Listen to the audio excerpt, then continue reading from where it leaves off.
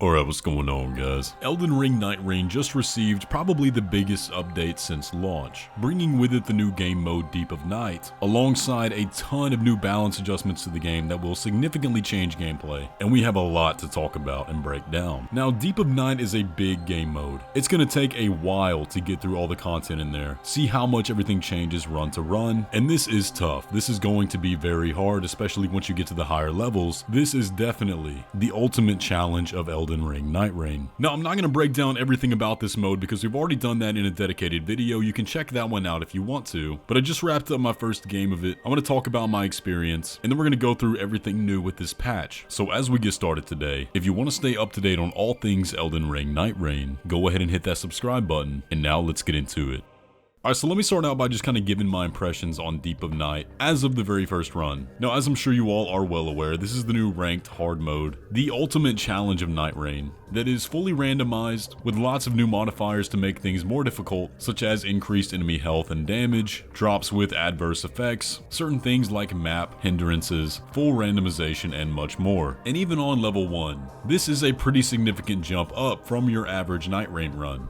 And I can already tell, at the higher depths, this is going to be very, very hard. I'm not gonna lie, man, even on this one, I was having a bit of trouble getting one-shot by enemies I did not expect to one-shot me. Now, this first run here was just a normal Gladius run with no shifting earth. I'm kind of thinking that might be the case for everybody's first run. I don't know though, but it did interact with a lot of these new systems such as the buffed enemies, the red enemies, and these guys are a cut above everything else. They do more damage, have more health, and drop more runes, as well as drop a weapon for the player that will have 2 positive effects and an adverse effect that are pretty interesting. Like you can see the Troll's Hammer I got here causes poison buildup when not at full HP. And I really like the direction they took this because it's not just like straight debuffs or anything. These are pretty interesting situational debuffs, so you can actively play around them. And a lot of times during this run, I was having that poison buildup because I just forgot to pay attention to my health. And it was just another thing to think about while having the stress of the run overhead. But as for these red enemies, at depth 1, they definitely were noticeably tougher. They took a lot longer to kill. And what that actually does for your run, more so than the enemy being a threat, is that it slows down your momentum a lot. Like this troll took way longer to kill than a normal Frenzied Flame troll would, but it actually ended up being worth it because he dropped a lot of runes and we got a red drop from him. So you can see these are basically purples, but we'll have 2 buffs and a debuff, and ones that are much greater than other ones. So this Inquisitor's Grandiole that I got improved my poise by 33%, which is massive, but it also makes me take increased damage if I'm afflicted by an ailment. Now you can see how that works in conjunction with the poison debuff I got, so now I have to really be on my toes to not die from the poison, but also not die from the increased damage if I do get afflicted by that poison. So you can see there's a lot going on in this mode, more so than just enemies being harder, and I really like how it makes you think like that. But I want to talk about the overall just standard difficulty for a minute because, like I said, you could notice that this was much harder than an average run, even on depth 1.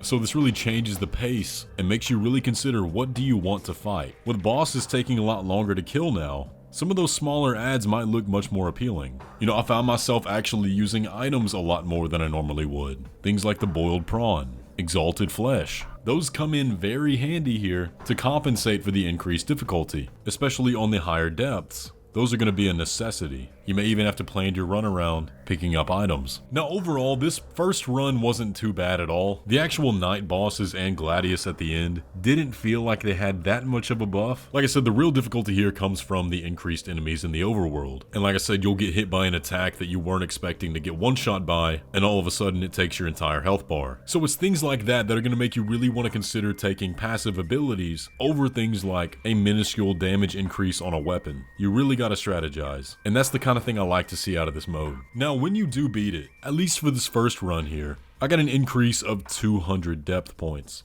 So you're looking at about 5 straight victories to get from depth 1 to depth 2. And then I think it goes up by 2,000 every depth after that. So 10 victories to get from 2 to 3 and so on. That's a pretty big grind, but I welcome it. I'm happy we finally have something to keep working towards in this game. But aside from that, you also get new deep relics, which can be used in Deep of Night runs, in addition to your already equipped base relics, and that helps again compensate for the increased difficulty of the mode. But what do you guys think about Deep of Night so far if you played it? Are you liking it? I'm very excited to keep grinding, and I'm really interested to see the endless mode at 4 and 5. Still don't know exactly how that's gonna work.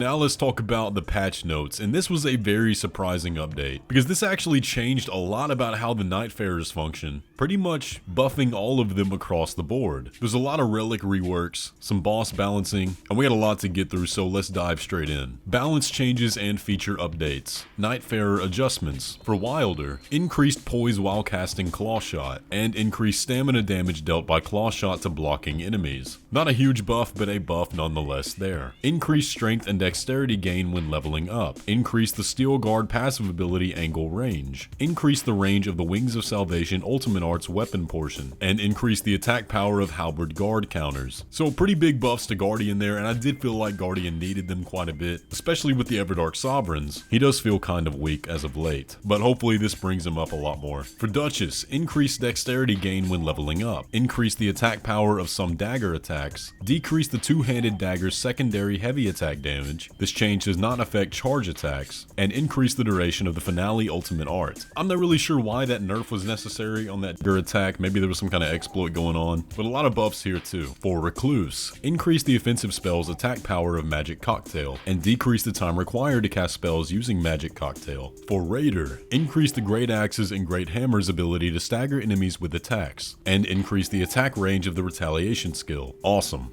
For Revenant, adjusted the transparency of Revenant's summoned spirits. Players can now pass through Revenant spirits Helen and Frederick. So these aren't really buffs, more so than they are fixes. I know I've certainly had instances where the spirits were blocking what a boss was doing. I couldn't see the attacks coming because of them. So I do think this is a good change. For Executor, increased attack power while Cursed Sword is in use. Increase the attack power of the Cursed Sword weapon skill when the skill is in use and the blade is in its unsheathed state. Increase the attack power of some attacks while aspects of the Crucible Beast is active. Some very needed buffs there for sure. Now Iron Eye seems to be untouched in this update. Unfortunately, would have been nice to see some buffs for him too, but I feel like that character is actually pretty balanced. Now for some other changes. Increase the stagger damage with dual-wielded jump attacks for some small and medium weapons. Decrease the stagger damage with dual-wielded jump attacks for some large weapons. That's horrible, why would they do that? That's kind of the whole point of playing Raider, but I guess they want to move him away from Colossals to Great Hammers and Axes for some reason. I don't know. Increase the potency of the death status ailment applied by the weapon skill Death Flare of the Eclipse Shotel.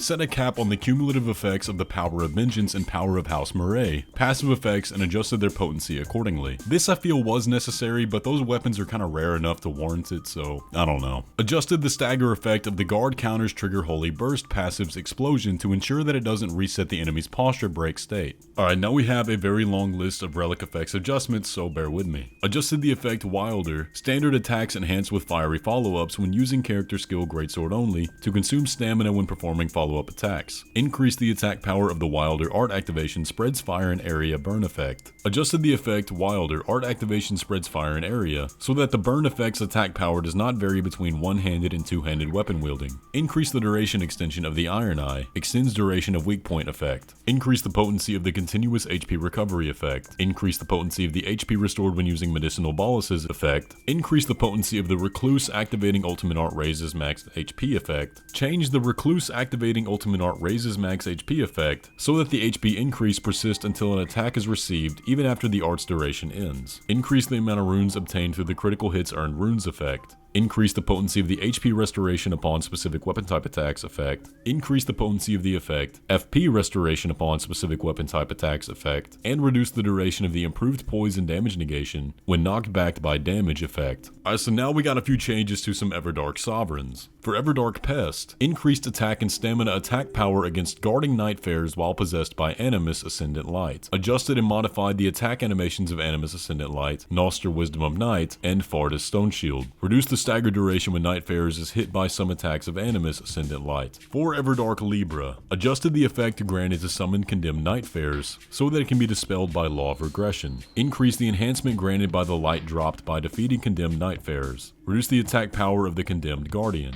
Removed the effect that increased damage negation upon resummoning condemned. Reduced the death status effect resistance of condemned Nightfarers. Adjusted the reaction of condemned Nightfarers to player characters' ranged attacks. Adjusted the targeting priority of the condemned Nightfarers under specific combat rules. And then they address a bug that some condemned might not be rendered under specific conditions, and it will be fixed in a future update. So they kinda nerfed them a little bit, but not bad. Honestly, I was kinda waiting for this. I figured they would. But I expected more, to be honest. And for Everdark Dark Drift, increase the HP and stamina attack power against guarding Nightfarers for Full Gore Champion of Nightglow, and increase the attack power of some attacks from Full Gore Champion of Nightglow. And yeah, I can see why they did this. I thought he was the easiest one by far, so not surprised to see this either. Other enemies. Adjusted the reaction of player characters' ranged attacks of condemned Nightfarers that appear during events. Added a stagger reaction when strong attacks such as Ultimate Arts hit the Red Wolf of Radagon boss. And yeah, that's a big one. That one was broken for sure. Fixed a bug where some attacks of the Marionette soldiers were less likely to hit player characters. Limveld adjustments. Increased the Knight's Tide damage after defeating the second Night boss. And adjusted the spawn locations of sentient pest incursions so that they are less likely to occur far from player characters. Good changes, I think. And then adjusted the design of the holy attribute icon. Massive change here. No longer going to be getting this confused with the lightning icon, as many of us did for so long. Alright, here's something big. Regarding penalties for disconnecting from online sessions. Adjusted the penalties rate for session disconnection. Disconnecting from a session due to a network issue, or quitting the game during a session in progress will result in penalties, which may limit multiplayer capabilities. Rejoining the session you left will remove the penalty imposed upon disconnection. Alright, here's the thing. I'm very torn on this because number one, I've had so many games where I try to play with randoms, and I know almost immediately we're not going to win. People that will sit there and fight a boss right as it starts and be level 1. By the time night rolls around, that run is cooked. That's not happening. I should be able to leave that match without incurring a penalty. And I've also had times where network issues happen and I genuinely can't reconnect. To guarantee a penalty every time on that, I feel is a little bit harsh, because 45 minutes is a lot to commit to a run that you know is doomed to fail. And when the game already scales depending on how many players are in the match, even in the middle of matches, I don't know, I feel like there should be some kind of middle ground there. Because you are not really screwing over the other players as much if you do leave, since that balance does occur. But I don't know, how do you guys feel about that? Alright, and now we have a very long list of bug fixes. This video is already long enough. I'm not going to read through all of these, but we are going to hit some of the high points. The second one there fixed a bug where Guardian's Wings of Salvation Ultimate Art could be interrupted by enemy attacks or other factors during its activation. That's a big fix. Fixed a bug where spirits summoned by Revenant did not revive if their HPs were depleted. Fixed an issue where sometimes Frostbite would bypass an Ultimate Art's immunity. Fixed an issue where Libra could glitch below the map. Fixed a bug where the player character could perform unintentional moves when using the Spectral Hawk that was supposed to be fixed back in the last update, but were not. And I don't know if you guys noticed that. I noticed that. That happened a lot to me. It was supposed to have been fixed, and then the patch before this one just broke it completely. But yeah, I did test that one. It is fixed now. And then the rest of them are on screen if you want to read through those. There's a lot. Again, this video is already long enough, but good changes all around. But there you have it, guys. That is the new update for Elden Ring Nightreign that brought us Deep of Night alongside this really awesome patch. Y'all let me know what you think down below. Have you tried Deep of Night yet? Have you made it past level 1 yet? This definitely seems like it's going to be super tough. I cannot imagine what the final ones are going to look like, but it's going to be a journey to get there for sure. Anyways though, guys, if you enjoyed today's video, be sure to leave a like on it and subscribe if you're new around here, and I will catch you in the next one.